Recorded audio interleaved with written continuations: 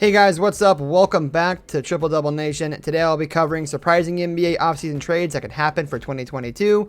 Now that the 2021 NBA trade deadline has come and gone, it will be months before we get to see another deal go down. This doesn't mean teams won't be maintaining communication, of course, and all sorts of new trade possibilities will open up when expiring contracts come off the books this offseason and cap space suddenly opens up. The remainder of the regular season and playoffs also gives franchises some additional time to identify their needs and weaknesses, ones that have already begun to surface. While the following 5 trade ideas may not have been brought up in rumors at the deadline, all would benefit from the teams included. Spurs take a gamble on Bagley's potential. It's tough to get a pulse on what the Spurs will do this offseason after buying out veteran center LaMarcus Aldridge despite currently in the Western Conference playoff race.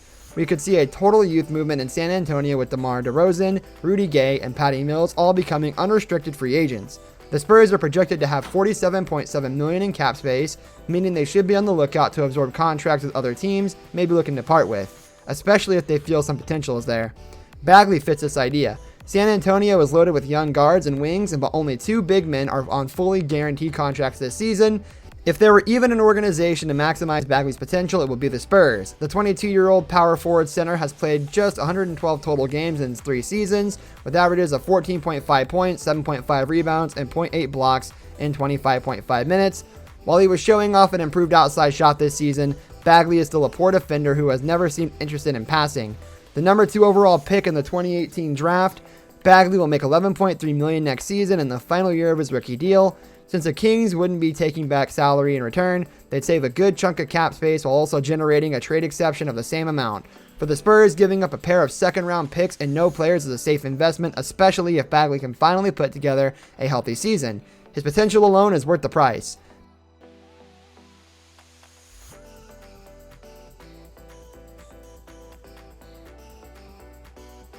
Miles Turner fixes Pelicans' defense and big man shuffle. The Pelicans have the foundation to become one of the NBA's best teams in a few years, but only if they can fix a 28th ranked defense first. Opponents are shooting a blistering 68.6% at the rim, the worst mark in the NBA. Only the Washington Wizards and Miami Heat block fewer shots per game than New Orleans as well. Basically the Pelicans and Turner. While Adams is a good defender and always plays hard, he's not an elite rim protector and offers zero floor spacing, something the Pelicans need to maximize Zion Williamson. Turner is holding opponents to just 48.6% shooting at the rim, a 20% improvement over the Pelicans' current team rating. He's blocking a league-high 3.5 shots per game and is a career 35.3% shooter from 3. While New Orleans gets its perfect center, the Pacers net a nice return for Turner, who never put up great lineup numbers alongside Domantas Sabonis. Indiana can use Kleber as its starting power forward or center next to Sabonis, as the 29-year-old is shooting a career-high 43.5% from 3. The Pacers also get Hayes, the number 8 overall pick in 2019. In the Pelicans' first round of this year, Dallas is essentially swapping Kleber for Adams, who would be the perfect fit next to Kristaps Porzingis and serve as a devastating screen setter for Luka Doncic.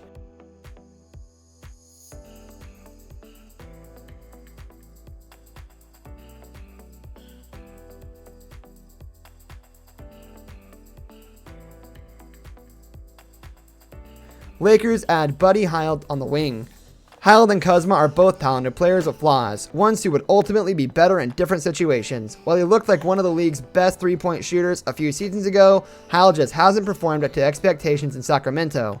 Playing between LeBron James and Anthony Davis would give Hield the most spacing he's ever had while also receiving passes from one of NBA's all-time greats. A lifetime 40.5% marksman from 3 already, Hield's game would take off with the Lakers. Kuzma will always be a reserve with Anthony Davis around, so moving him for a potential high-level starting shooting guard seems like a no-brainer. For Sacramento, moving off of Hield opens up the starting shooting guard position for star rookie Tyrese Haliburton. He's already thriving as a starting yet undersized small forward, but Haliburton's future needs to be in the backcourt. If the Kings do indeed move Marvin Bagley III, Kuzma could become a team's starting power forward.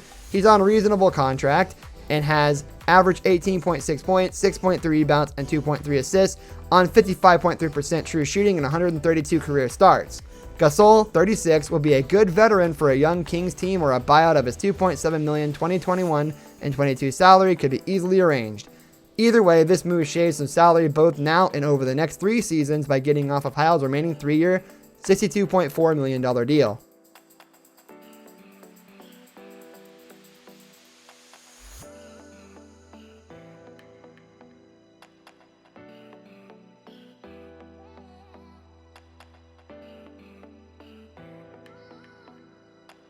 Russell Westbrook joins Kawhi Leonard, Paul George, and LA in 3-team deal.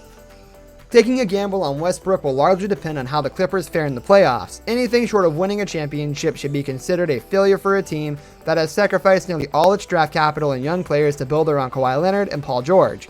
Maximizing their prime should be the priority. Westbrook is far from a perfect player and his salary is insignificant, but the Clippers are severely limited in ways they can add talent.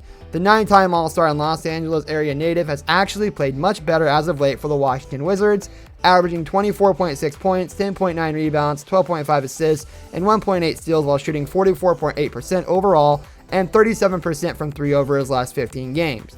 A big three of Leonard, George, and Westbrook would become arguably the best outside of Brooklyn and still have Serge Ibaka, Marcus Morris, and Rajon Rondo in the rotation.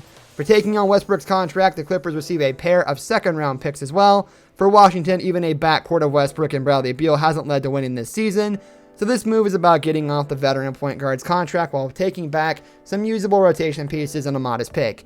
Beverly would be a good fit next to Beal, and Kennard, 24, is hitting 47.1% of his threes in this season. With young centers Daniel Gafford and Thomas Bryant already on the roster for next season, the Wizards reroute Zubac to Charlotte, a move that helps clear $17.1 million in salary off the books overall. The Hornets can lose both Cody Zeller and Bismack Biyombo in free agency, and Zubac gives them a good young starting center on a terrific contract.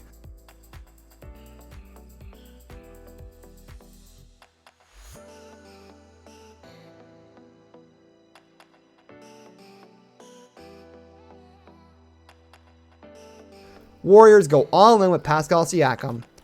With a healthy Klay Thompson back next season and Stephen Curry now 33, how long are the Warriors really willing to wait on Wiseman's development? The number 2 overall pick in the 2020 draft is putting up 11.6 points, 5.9 rebounds, and 1.0 blocks in his 35 games, yet the Warriors have been 11.1 points per 100 possessions worse with Wiseman in the game.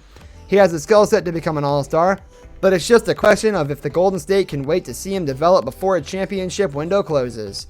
Siakam has already been an all-star starter, and he's a 27-year-old power forward center who is improving the Toronto Raptors by 9.5 points per 100 possessions this year with his 20.0 points, 7.4 rebounds, 4.7 assists, and 1.1 steals per game. His ability as a willing passer and defender fits the Warriors' DNA, and his play in the 2019 finals was a big reason why Golden State wasn't able to three-peat. A front court of Siakam and Draymond Green could mix and match defensively while still giving the Warriors a third scorer behind Curry and Thompson. Butcher is arguably the NBA's best backup center, averaging 13.3 points, 6.3 rebounds, and 1.9 blocks while shooting 40.7% from 3. He'd be a big piece to the Warriors' rotation. For Toronto, this trade would represent a mini rebuild, perhaps a necessity following what's become a disastrous 19-30 start to the season.